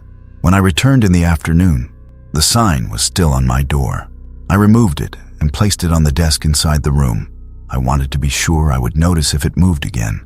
I checked the door lock, then checked it again, just to be safe. The room felt warmer than before, even though the air was on. There was a faint smell, like old fabric mixed with dust. I opened the window slightly and sat on the bed, scrolling through messages to distract myself. After a while, I became aware of movement in the hallway. Not fast, not loud, just a slow shift in the air outside the door. It felt like someone had stopped there for a moment. I stayed still and listened, trying to figure out what it was. The feeling passed, but the silence afterward felt heavier. That evening, I decided to talk to the front desk. I asked, as casually as I could, if the signs were placed by staff. The woman at the desk smiled politely and said guests were free to use them whenever they liked. Her tone was calm, but her eyes did not meet mine for long. I asked if the 5th floor was usually busy. She paused before answering and said that people come and go at different hours. Her answer was not strange, but it did not feel complete. That night, I kept the lights on longer than usual. I placed the sign face down on the desk and made sure the door was locked. When I finally lay down, I kept listening for changes in the room. Time felt stretched, like the night was longer than it should have been. At some point, I noticed the light under the door fading and returning slowly, as if something in the hallway was passing by. It happened more than once. I watched it carefully, my heart beating faster each time. When morning came, I got out of bed and looked at the desk. The sign was no longer there. It was back on the door, hanging, neatly, facing outward. I stood there, staring at it, knowing I had not moved it. By the 3rd day, I stopped trying to explain things away. The hotel felt aware of me in a quiet, patient way. Nothing rushed, nothing forced. It was like everything was waiting for me to accept something I did not understand. When I stepped into the hallway that morning, the lighting felt dimmer, even though every light was on. The carpet looked darker, like it had absorbed years of footsteps and never let them go. As I walked toward the elevator, I noticed one room with its door slightly open. It was not far from mine. I stopped and looked at it for several seconds. The inside of the room was dark. No light, no movement, nothing that suggested someone was there. I felt an urge to look away, but I forced myself to keep watching. The hallway felt colder the longer I stood there. Eventually, I continued on my way, but the image stayed with me all day. When I returned in the evening, the door was still open. The sign hung loosely from the handle, turned inward, as if it was meant for someone inside the room. That made my stomach tighten. I went straight to my room and locked the door. The room felt smaller that night. The walls seemed closer, the ceiling lower. I sat on the bed and listened to the air moving through the building. It felt like the hotel was breathing slowly, steadily. At some point, I noticed the television was off. I was sure I'd left it on before going to the bathroom. I stood there, staring at the dark screen, feeling a slow wave of fear spread through me. Not sharp fear, but something heavier, like a deep warning. I did not sleep much. Time felt strange. I would close my eyes and open them again, unsure how long had passed. The silence pressed in from every direction. I felt like I was being observed, not by a person, but by the space itself. In the early morning, I heard a steady sound moving through the walls, like air passing through narrow spaces that were never meant to be heard. It lasted for a long time. When it finally faded, the silence felt even deeper. When I opened my door later, the hallway was empty. The open room was now closed. The sign on it looked older than the others, worn down to the point where the words were barely visible. I went to the front desk and asked if I could change rooms. I did not explain everything. I just said I felt uncomfortable. The clerk listened quietly, then told me the hotel was full. I asked how that could be true when I never saw anyone on my floor. She smiled gently and said some guests prefer to remain unnoticed. That answer stayed with me. That night, I started packing my things. I decided I would leave as soon as the sun came up. I did not care about losing money or changing plans. As I packed, I noticed writing on the back of the sign hanging on my door. I do not remember turning it over before. The message was faint, but clear. It said, "Thank you for respecting the quiet." My hands felt cold as I read it. I did not turn the lights off that night. I sat on the bed with my bag ready, my jacket folded on top, and my phone in my hand. The message on the sign kept repeating in my head. It did not sound angry or threatening. It sounded calm, almost appreciative, and that made it feel more personal. As the night went on, the room grew quieter than I thought possible. Even the usual distant sounds from outside seemed to fade. I noticed that the light under my door stayed completely still. No change, no movement. It felt like the hallway was no longer part of the same world as my room. At some point, I became aware of breathing. Not close, not loud, but steady and calm. It felt like it came from the walls, the ceiling, the floor. I focused on my own breathing, trying to stay calm, telling myself there had to be a reasonable explanation. Old buildings make sounds. Stress makes the mind fill in gaps, but the feeling of being surrounded did not leave. When morning finally arrived, the breathing faded away. The hallway light returned under the door. I waited a long time before opening it. The hallway looked normal again, bright enough, empty. Every door was bare. No signs anywhere. I went straight to the elevator and down to the lobby. The front desk clerk was there, the same older man from my first night. I handed him my key card and said I was checking out early. He nodded like he had expected it and thanked me for staying with them. Before leaving, I asked him how long the hotel had been open. He said it had been there longer than most of the surrounding buildings. I asked if many guests left early. He smiled slightly and said the hotel understands when people are not ready to stay. I did not ask anything else. Outside, the air felt lighter. The street was busy, full of normal life and noise. I stood there for a moment, just breathing, feeling like I had stepped out of a heavy dream. Weeks later, I received an email asking me to leave a review of my stay. I hesitated, then clicked the link. The page did not load. I searched for the hotel name online. There were no results. Sometimes, late at night, I think about that place, about the signs, the silence, the way the hotel seemed to notice me without ever showing itself. I wonder how many people stayed longer than I did. I wonder what happens when someone does not respect the quiet. I do not stay in small hotels anymore, and whenever I see a sign asking not to be disturbed, I pay close attention to who put it there. I am sharing this now because enough time has passed that I can finally put it into words. When it happened, I kept telling myself it was stress, lack of sleep, or just my imagination. But deep down, I know it was something else. This is not a story meant to scare anyone on purpose. It is just something that happened to me, and it still feels real when I think about it late at night. A few months ago, I had to stay overnight in a small city for work. Nothing fancy, just a short trip that required one night in a hotel. I booked the place myself because it was close to where I needed to be and the price was reasonable. The reviews were fine, not amazing, not terrible. Most people described it as quiet and simple. When I arrived, it was already evening. The hotel building looked old but well cared for. The paint was a little faded and the sign outside buzzed softly with light, but nothing about it looked unsafe. It actually felt calm, like the kind of place people forget about easily. Inside, the lobby was empty. No background music, no television, just the sound of air moving through the building. The front desk was there, with a man in a neat uniform standing behind it. He greeted me politely and checked me in without much small talk. When he handed me my room card, he told me my room was on the 6th floor and reminded me to keep my door fully closed at all times. He said it like it was part of a script, calm, polite, but firm. I nodded and thanked him, even though the reminder felt unnecessary. Hotels have doors for a reason. The elevator ride was slow. I watched the numbers change as it went up, feeling more tired with every second. When the doors opened on the 6th floor, the hallway was long and quiet. The carpet was dark and the lights were placed far apart, making some areas feel dimmer than others. There were no voices, no movement, just silence. My room was near the end of the hallway. I unlocked the door and stepped inside. The room itself was normal. A bed, a desk, a chair, a small window. Everything looked clean and untouched, like it had been prepared, but not used.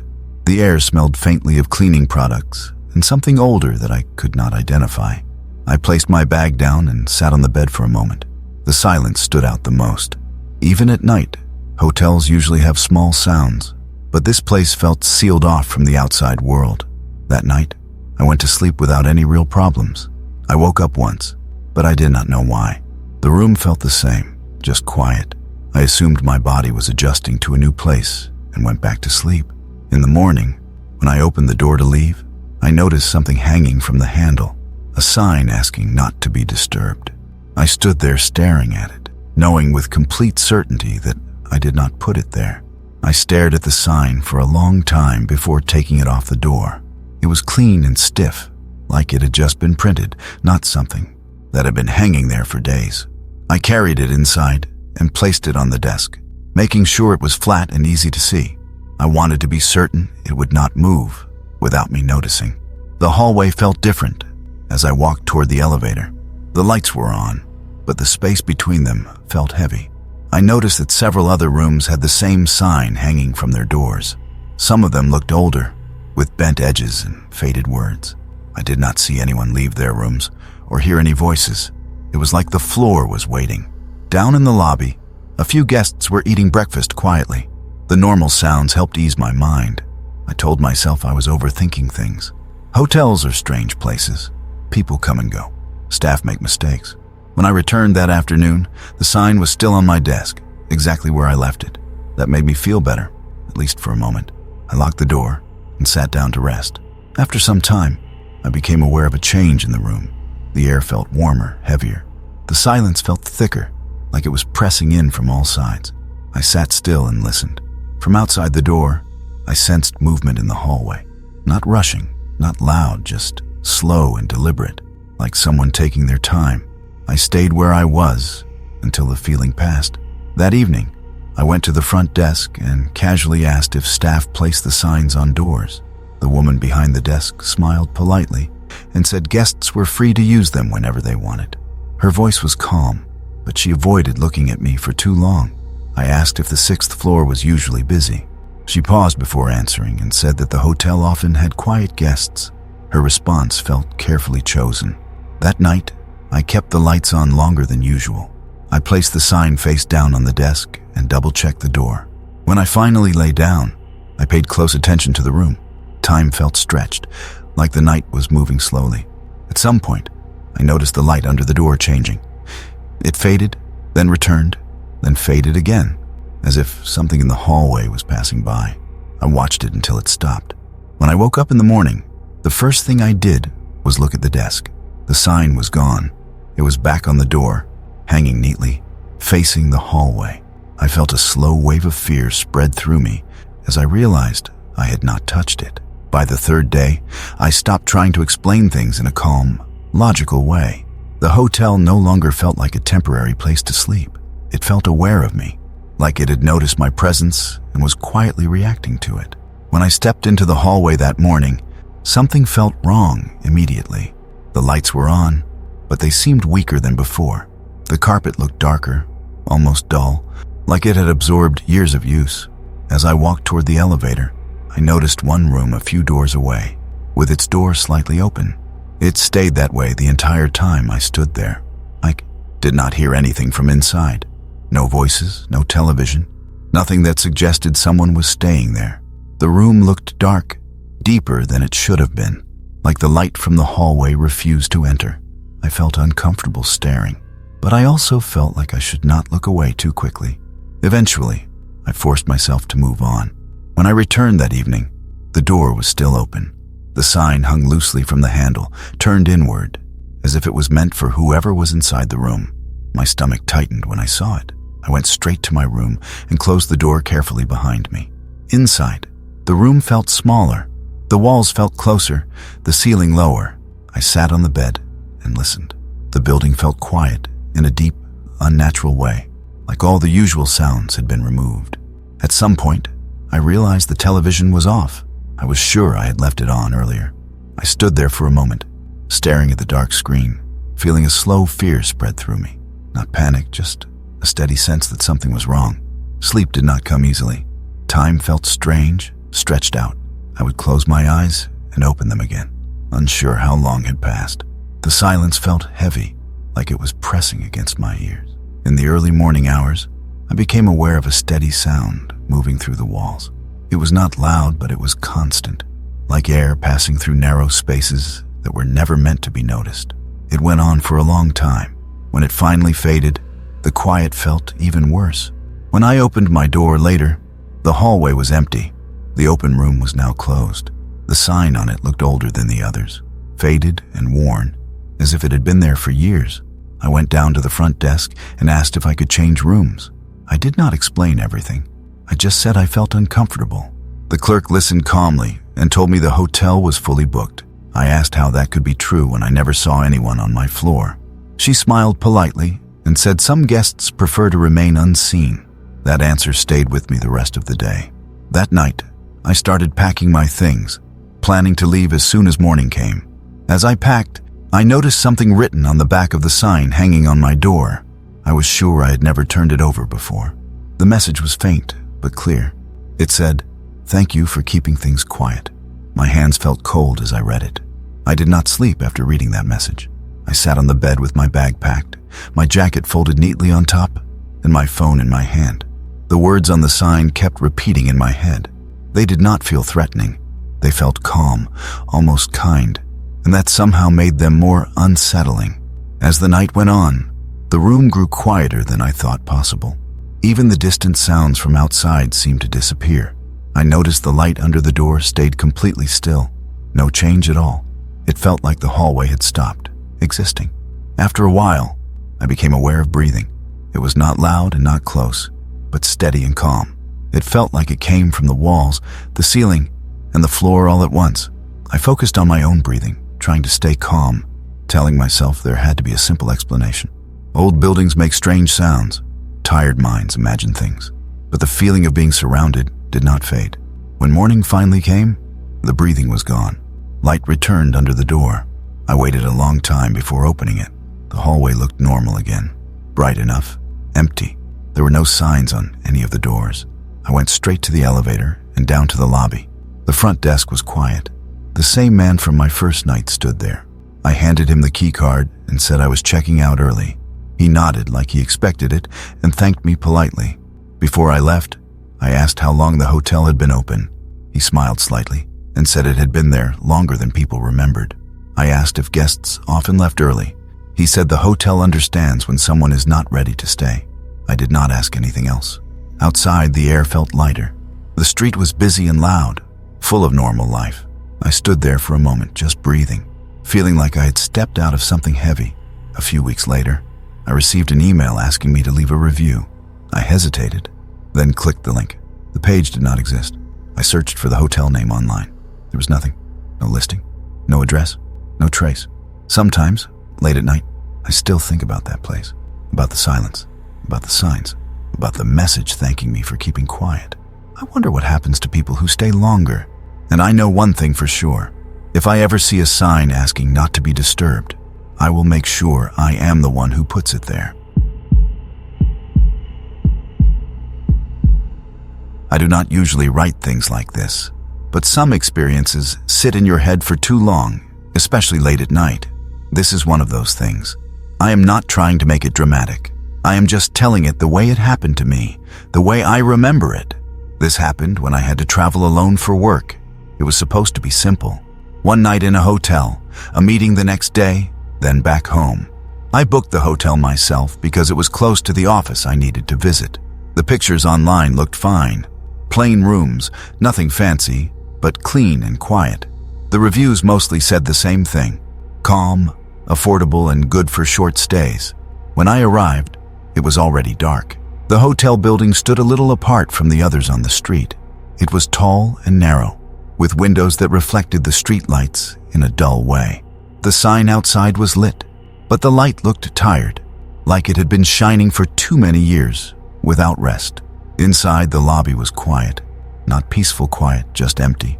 No music, no television, no conversations. The air felt cool and still.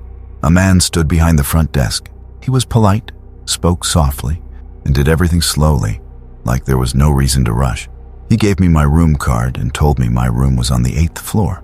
Before I walked away, he said something that stuck with me. He said, "Please make sure your door stays closed at all times." His voice stayed calm, but the words felt heavier than normal advice. I nodded and thanked him, even though the comment felt unnecessary.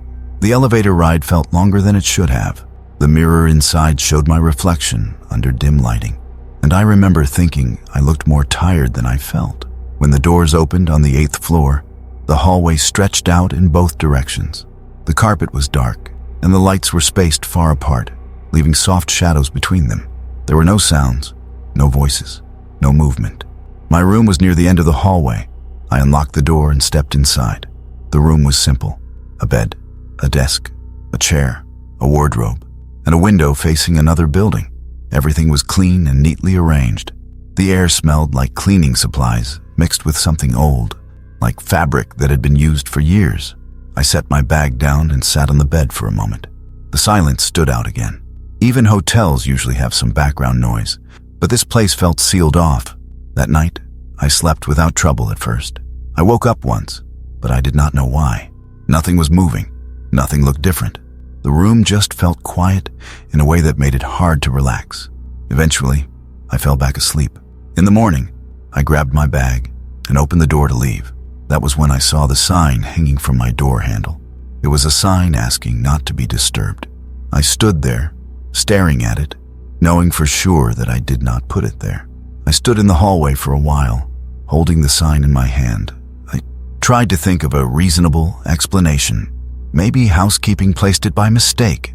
Maybe someone on staff assumed the room was occupied and wanted to give me privacy. Even as I thought through those ideas, none of them fully made sense. I took the sign inside my room and placed it on the desk, making sure it was easy to see. I wanted to be certain I would notice if it moved again. Before leaving, I checked the door carefully and made sure it was fully closed. The hallway felt different as I walked toward the elevator. The lights were on, but the space between them felt heavy. I noticed several other rooms had the same sign hanging on their doors. Some looked newer, others looked worn and faded, like they had been used many times over the years. I did not see anyone step out of their rooms or hear any voices. Downstairs, the lobby felt more normal. A few guests were sitting quietly, checking their phones or drinking coffee. Seeing other people helped calm my nerves. I told myself that if something truly strange was happening, it would be obvious. When I returned to my room that afternoon, the sign was still on the desk, exactly where I had left it. That gave me some relief. I locked the door and sat down to rest for a bit. After some time, I noticed the room felt warmer than before, even though the air was on. The silence felt heavier, like it was pressing in from the walls. I sat still and listened. From the hallway, I sensed movement, not rushing, not loud, just slow and steady, like someone taking their time. I waited until the feeling passed before moving again. That evening, I went to the front desk and asked casually if staff ever placed signs on doors. The woman behind the desk smiled politely and said guests were free to use them whenever they wanted. Her tone was calm, but she avoided holding eye contact. I asked if the 8th floor was usually busy. She paused briefly, then said that some guests prefer quiet floors. Her answer felt careful, like she had chosen her words on purpose. That night, I kept the lights on longer than usual. I placed the sign face down on the desk and checked the door once more. When I finally lay down, I listened closely to the room. Time seemed to stretch. Minutes felt longer than they should have. At some point, I noticed the light under the door slowly fading and returning, as if something was passing by in the hallway. It happened more than once. I watched until the light stayed steady again.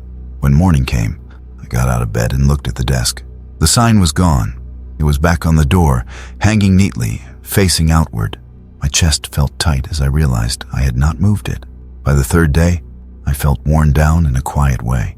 Not exhausted, just constantly alert. Like part of my mind refused to rest while I was inside that building. I went through my routine, got dressed, packed my things for the day, and tried to act normal. But the hotel no longer felt like a neutral place. When I stepped into the hallway that morning, the air felt heavier than before. The lights were on, but they did not seem as bright. The carpet looked darker, almost dull, like it had absorbed too much over time. As I walked toward the elevator, I noticed something new. One of the room doors a few spaces away from mine was slightly open, not wide open, just enough to notice. I stopped and stared at it. The inside of the room was dark. No light from a window, no sound, no sign that anyone was staying there. The hallway light did not seem to reach inside. It felt wrong in a way I could not fully explain. I waited, expecting something to change, but nothing did. Eventually, I forced myself to keep walking. When I returned that evening, the door was still open. The sign hung loosely from the handle, turned inward, as if it was meant for someone inside the room instead of people passing by. My stomach tightened when I saw it. I went straight to my room and closed the door carefully. Inside, the room felt smaller. The walls felt closer, the ceiling lower. I sat on the bed and listened. The silence felt deeper than before, like the hotel had settled into something. I noticed the television was off. I was sure I had left it on earlier. I stood there for a moment, staring at the dark screen, feeling a slow, steady fear take hold. Sleep was difficult. Time felt strange. I would close my eyes and open them again, unsure how long had passed. The silence pressed in from all sides, making it hard to relax. In the early hours of the morning, I became aware of a steady sound moving through the walls. It was not loud, but it was constant, like air passing through tight spaces hidden inside the building. It went on for a long time. When it finally faded, the silence felt even heavier. Later, when I opened my door, the hallway was empty again. The open room was now closed. The sign on that door looked older than the others, worn down to the point where the words were barely visible. I went down to the front desk and asked if I could change rooms. I did not explain everything. I just said I felt uncomfortable. The clerk listened quietly, then told me the hotel was fully booked. I asked how that could be true when I never saw anyone on my floor. She smiled politely and said some guests prefer not to be noticed. That answer stayed with me all day. That night, I started packing my bag. I decided I would leave as soon as morning came. As I packed, I noticed writing on the back of the sign hanging on my door. I was sure I had never turned it over before. The message was faded but clear. It said, "Thank you for staying quiet." I did not sleep after reading that message. I sat on the edge of the bed with my bag fully packed, my jacket folded neatly on top, and my phone in my hand. The words on the sign felt calm, almost polite, and that made them harder to ignore. It felt like the hotel was speaking to me in its own quiet way. As the night went on, the room became unnaturally still. Even the faint sounds from outside, like distant traffic, seemed to disappear. I noticed the light under the door stayed exactly the same for a long time. No shadows passed by, no change at all. It felt like the hallway had gone empty in a deeper way than before. After some time, I became aware of breathing. It was not loud and not close, but steady and slow. It felt like it came from the walls, the ceiling, and the floor all at once. I focused on my own breathing and stayed very still, telling myself it was just an old building settling or my mind reacting to stress.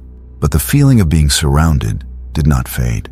When the first light of morning finally arrived, the breathing stopped. The silence loosened its grip. Light returned under the door. I waited several minutes before standing up and opening it. The hallway looked normal again. The lights were brighter. The air felt lighter. Every door was closed, and there were no signs hanging anywhere. It was like nothing unusual had ever happened. I went straight to the elevator and down to the lobby. The front desk clerk from my first night was there again.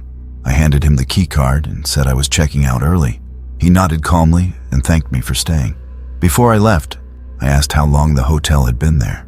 He smiled slightly and said it had been standing longer than most people realized. I asked if many guests left early.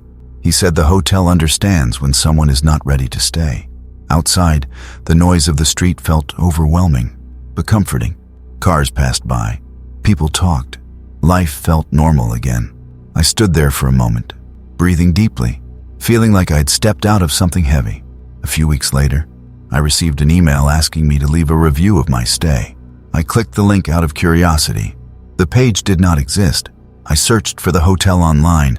There was no listing, no address, no mention of it anywhere. Even now, when I think about that place late at night, I remember the silence, the signs, and the message thanking me for staying quiet. I wonder what happens to people who stay longer than I did. And I know this for sure. If I ever see a sign asking not to be disturbed, I will make sure I am the one who puts it there. I am writing this the same way I would tell it to someone late at night, when everything is quiet and your thoughts feel heavier than usual. I am not trying to exaggerate anything. I am just explaining what happened, the way I remember it, because even now it still feels real. This happened when I was traveling alone for a short personal trip. I needed some time away, nothing special, just a few days to clear my head. I booked a small hotel that was not too expensive and close to the area I wanted to visit. The reviews described it as quiet and comfortable. That sounded perfect to me. When I arrived, it was already evening. The hotel stood a little back from the main road. It was not hidden, but it did not stand out either. The building looked old, but well maintained. The lights outside were on, though they looked dim, like they had been shining for years without rest. Inside, the lobby felt empty, not abandoned, just quiet in a way that made me lower my voice without thinking. There was a front desk with a man standing behind it. He greeted me politely and checked me in without much conversation. His movements were slow and careful, like he was used to working in silence. He gave me my room card and told me my room was on the 4th floor.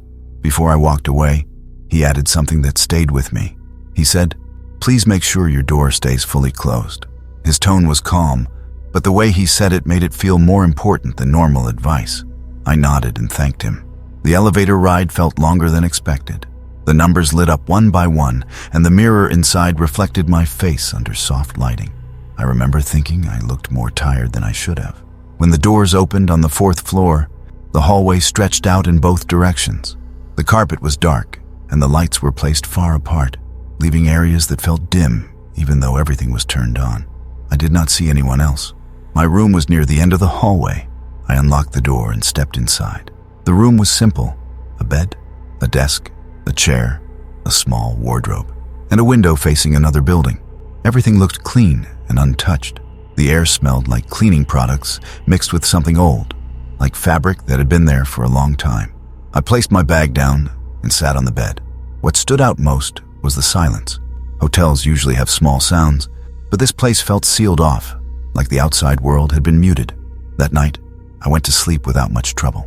I woke up once, but I could not explain why. Nothing was moving.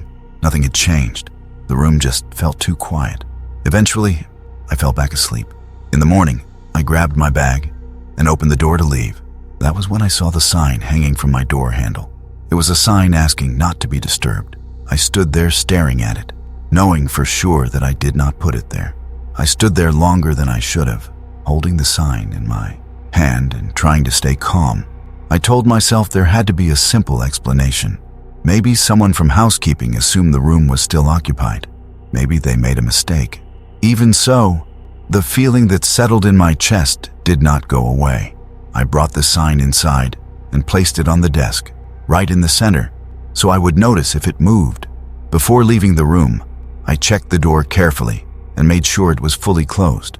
I even tested the handle once, just to be sure. As I walked down the hallway toward the elevator, I noticed other rooms had the same sign. Not every door, but enough to catch my attention. Some signs looked newer, while others looked worn and faded, like they had been used many times. The hallway felt empty. I did not hear voices, televisions, or movement from behind the doors. Downstairs, the lobby felt more normal. A few guests were sitting quietly, drinking coffee or looking at their phones. Seeing other people helped me relax a little. I told myself that if something strange was really happening, I would not be the only one noticing it.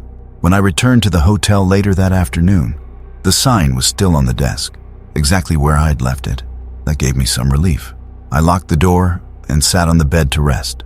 After a while, I noticed the room felt warmer than before, even though the air was on. The silence felt heavier, like it was pressing in from the walls. I sat still and listened. From the hallway, I sensed movement. Not rushing, not loud, just slow and steady, like someone moving carefully. I waited until the feeling passed before moving again. That evening, I went to the front desk and asked casually if staff placed signs on doors. The woman behind the desk smiled politely and said guests were free to use them whenever they wanted. Her tone was calm, but she avoided looking at me for long. I asked if the 4th floor was usually busy. She paused briefly, then said some guests preferred quiet floors. Her answer felt careful, like she had chosen her words on purpose. That night, I kept the lights on longer than usual. I placed the sign face down on the desk and checked the door again. When I finally lay down, I listened closely to the room. Time felt stretched, like the night was moving slower than normal. At some point, I noticed the light under the door slowly fading and returning, as if something in the hallway was passing by. It happened more than once. I watched until the light stayed steady again. When morning came, the first thing I did was look at the desk. The sign was gone. It was back on the door, hanging neatly, facing outward. I felt my chest tighten as I realized I had not touched it. By the 3rd day, the hotel no longer felt like a place I was staying in. It felt like a place that was slowly getting used to me. I woke up tired, even though I had slept for hours. It was the kind of tiredness that sits behind your eyes and makes everything feel slightly unreal. When I opened the door that morning, the hallway felt different again. The lights were on, but they seemed dimmer than before. The carpet looked darker, like it had absorbed something over time. As I walked toward the elevator, I noticed one room a few doors away from mine. Its door was slightly open, not wide open, just enough to notice. I stopped and stared at it. The inside of the room was dark, much darker than it should have been. No light from the window, no sound. The hallway light did not reach inside. I waited, expecting something to change, but nothing did. The longer I stood there, the more uncomfortable I felt, like I was standing somewhere I was not supposed to be. I forced myself to move and continued to the elevator. When I came back later that evening, the door was still open. The sign hung loosely from the handle, facing inward, as if it was meant for whoever was inside the room. That detail made my stomach tighten. I went straight to my room and closed the door carefully behind me. Inside, the room felt smaller than before. The walls felt closer, the ceiling lower. The air felt thick and warm. I sat on the bed and listened. The silence felt deep, like the hotel had settled into something for the night. I noticed the television was off. I was sure I had left it on earlier. I stood there for a moment, staring at the dark screen, trying to remember if I had turned it off without thinking. The feeling that followed was not panic, but a slow, steady fear. Sleep was difficult. Time felt strange. I would close my eyes and open them again, unsure how long had passed. The quiet pressed in from all sides, making it hard to relax. In the early hours of the morning, I became aware of a steady sound moving through the walls. It was not loud, but it was constant, like air passing through hidden spaces inside the building. It lasted for a long time. When it finally faded, the silence felt heavier than before. Later that morning, when I opened my door, the hallway was empty. The open room was now closed. The sign on that door looked older than the others, worn down until the words were barely visible. I went down to the front desk and asked if I could change rooms. I did not explain everything. I just said I felt uncomfortable. The clerk listened calmly and told me the hotel was fully booked. I asked how that was possible when I never saw anyone on my floor. She smiled politely and said some guests prefer not to be noticed. That answer stayed with me all day. That night, I started packing my bag, planning to leave as soon as morning came. As I packed, I noticed something written on the back of the sign hanging on my door. I was sure I'd never turned it over before. The message was faint but clear. It said, "Thank you for staying quiet." I did not sleep after reading that message. I sat on the bed with my bag packed, my jacket folded on top, and my phone in my hand. The words felt calm, almost polite, and that made them more unsettling. It felt like the hotel was aware of me, like it had been paying attention the entire time. As the night went on, the room grew unnaturally still. Even the distant sounds from outside faded until there was nothing left but silence. I noticed the light under the door stayed exactly the same for a long time. No shadows passed by, no movement at all. It felt like the hallway had stopped existing. After a while, I became aware of breathing. It was not loud and not close, but steady and slow. It felt like it came from the walls, the ceiling, and the floor all at once. I focused on my own breathing, telling myself it was just an old building and a tired mind. But the feeling of being surrounded did not go away. When morning finally arrived, the breathing faded. Light returned under the door. I waited several minutes before opening it. The hallway looked normal again. The lights were brighter. The air felt lighter. Every door was closed, and there were no signs hanging anywhere. It was like nothing strange had ever happened. I went straight to the elevator and down to the lobby. The front desk clerk from my first night was there. I handed him the key card and said I was checking out early. He nodded calmly and thanked me for staying. Before I left, I asked how long the hotel had been there.